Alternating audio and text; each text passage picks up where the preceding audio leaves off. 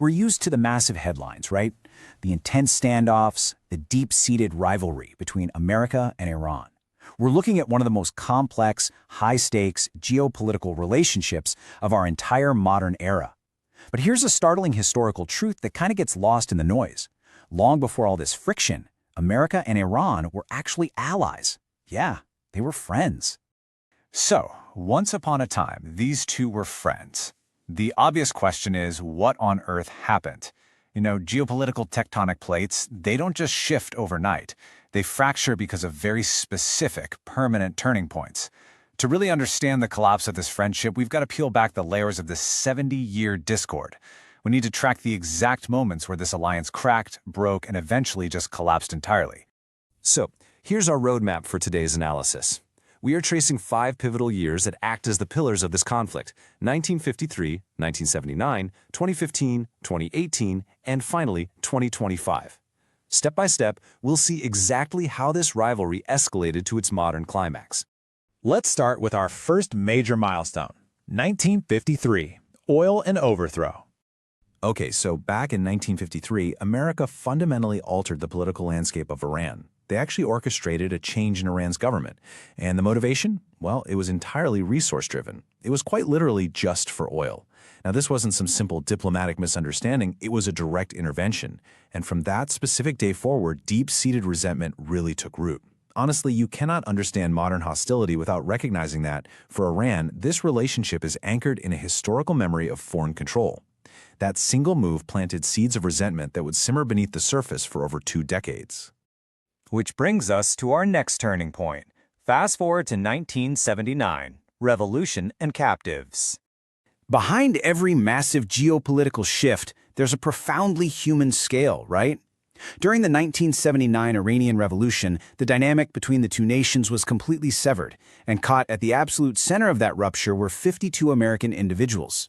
52 people taken captive. Almost overnight, the situation violently deteriorated from underlying diplomatic resentment into a very real, very physical hostage crisis. And those 52 Americans, they were held prisoner for 444 days. That is over a year of a daily televised standoff that cemented a permanent fracture.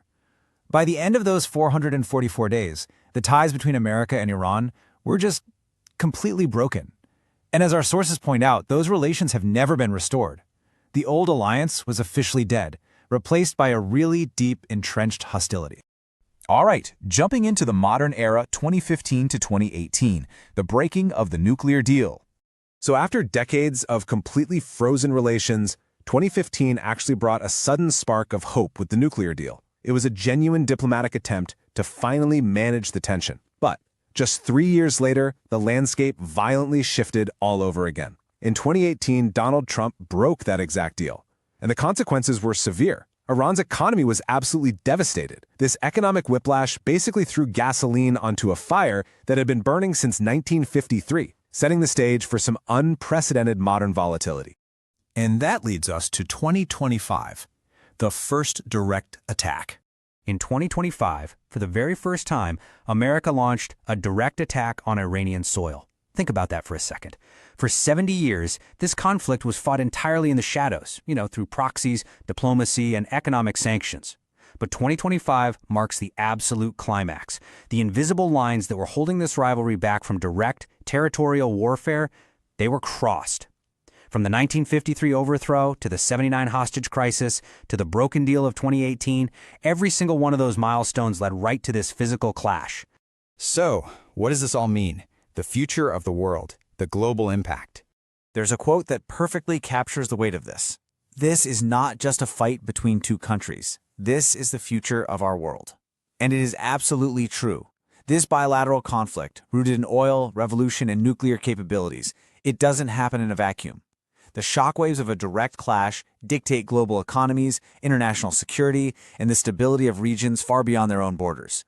We are literally watching the architecture of tomorrow's world history being built right now. So we're left with one deeply provocative question. What happens next? We've traced the whole timeline, from a forgotten friendship to a direct territorial attack. History's written, but the next chapter, it's entirely blank. Be sure to save this explainer so you can reference this 70-year timeline as new events unfold. and share it with others who really need the context behind the headlines. The discord has reached its climax, but the global consequences have only just begun. Keep learning, keep questioning, and I'll catch you in the next explainer.